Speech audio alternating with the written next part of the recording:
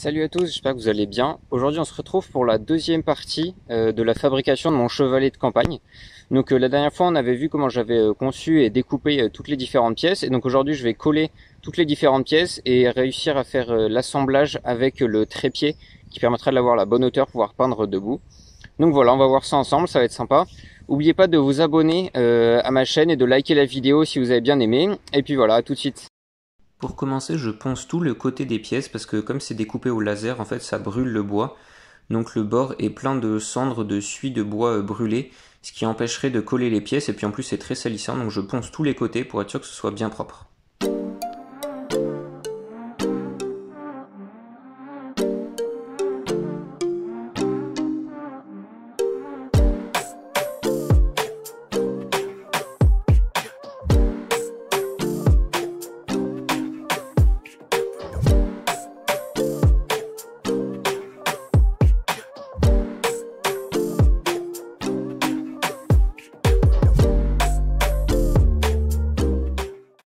Ensuite, après avoir vérifié que toutes les pièces rentraient bien les unes dans les autres, que ce soit la bonne taille, je me rends compte qu'il y en a une qui est trop longue.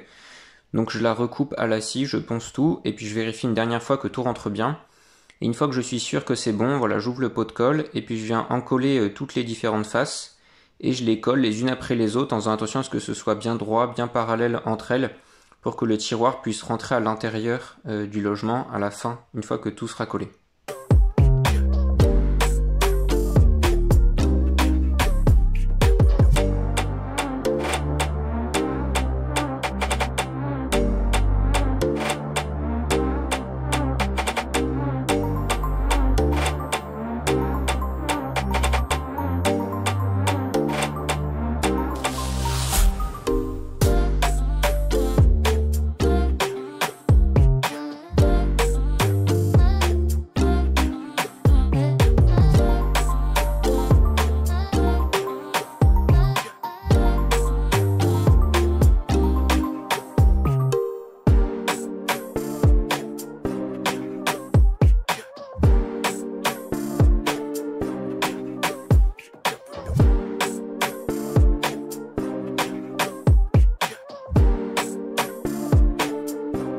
Là, on peut voir que je colle le support de la toile sur le cadre de derrière.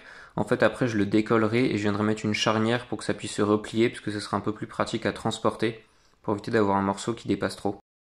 Une fois que toutes les pièces à coller sont en train de sécher, je vais m'intéresser à la partie qui va permettre de fixer le support de tableau avec un certain angle, donc faire des petits crans dans la baguette que je vais coller ensuite sur le dessus, et ensuite mettre une autre baguette qui va permettre de bloquer la partie où il y aura la toile qui reposera dessus. Donc là, la lime à bois, je viens faire des crans sur la partie qui sera collée. Et ensuite, je viens tailler en pointe la seconde partie pour qu'elle s'emboîte correctement dans les différents crans et que ça bloque parfaitement la planche. Maintenant, je vais m'intéresser aux charnières. Donc pour les fixer, je viens faire 4 trous à la perceuse et ensuite je viens les visser sur les deux parties qui vont être actionnées l'une par rapport à l'autre. Donc il y a tout d'abord la petite planche du bas qui permet de fixer la toile. Ensuite il y aura la planche inclinée qui permettra aussi de fixer la toile, qui aura deux charnières par rapport au tiroir fixe. Et ensuite il y aura la petite baguette qui permet de fixer l'angle de la planche qui tient la toile par rapport au tiroir, qui sera aussi actionnée et qu'on verra ensuite.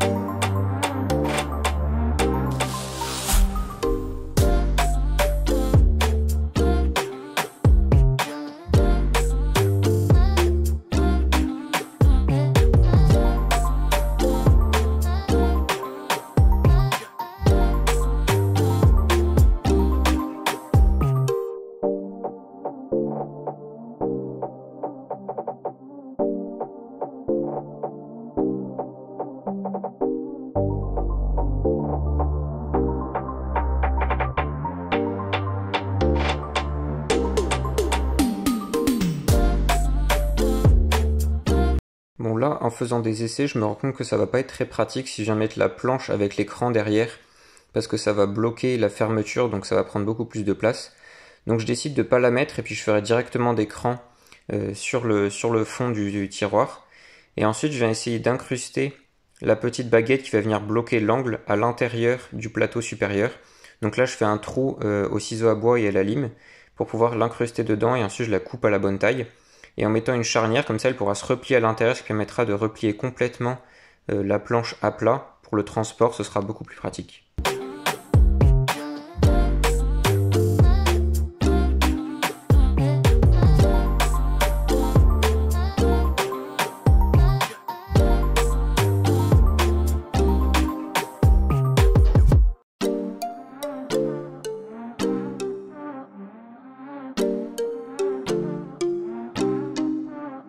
Une fois que j'ai terminé de faire le chevalet, je vérifie que toutes les pièces rentrent bien les unes dans les autres et que le tiroir peut être enlevé.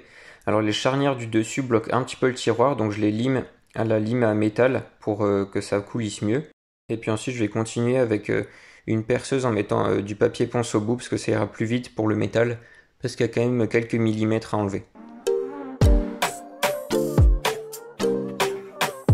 Ensuite je vais essayer de limer les vis à l'intérieur de la charnière pour permettre qu'elle se ferme mieux, parce qu'à la base c'était des clous qui étaient prévus, donc sans tête, mais ça permet pas de les mettre correctement dans ce bois là qui se fend très facilement, donc je lime les vis pour que ça se ferme mieux. Et ensuite pour terminer je vais coller le plateau supérieur sur le tiroir, donc je mets de la colle, je le mets par dessus et ensuite je mets du poids dessus pour être sûr que ça presse bien et que ça se colle correctement.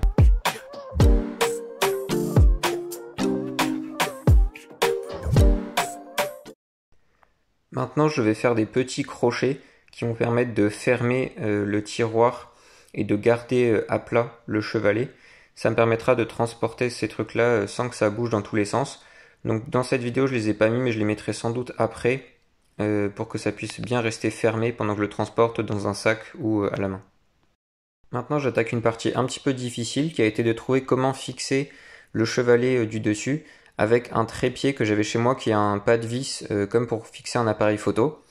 Donc j'ai décidé d'utiliser une vis, un écrou et de pouvoir faire un écrou dans lequel le trépied vient se fixer. Donc là je vais customiser une vis, c'est-à-dire que je l'ai coupée à la bonne taille pour qu'elle prenne exactement l'écrou au bon endroit. Et ensuite je viens découper la tête pour faire une tête très plate qui puisse passer en dessous du tiroir. Donc là, la meuleuse, je viens la découper au fur et à mesure et puis on peut voir que je mets de l'eau dessus parce que ça chauffe très fort. Donc pour éviter de brûler l'étau qui est en bois, je suis obligé de refroidir avec de l'eau.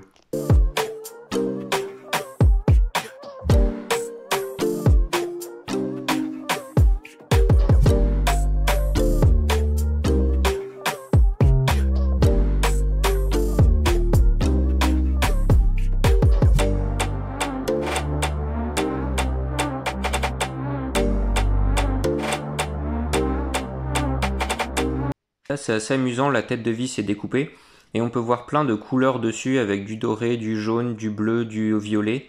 En fait c'est parce que l'acier quand il chauffe il peut prendre toutes les couleurs de l'arc-en-ciel suivant la température à laquelle on chauffe. Donc là suivant les endroits ça a pris des couleurs différentes et pareil sur la tête de vis.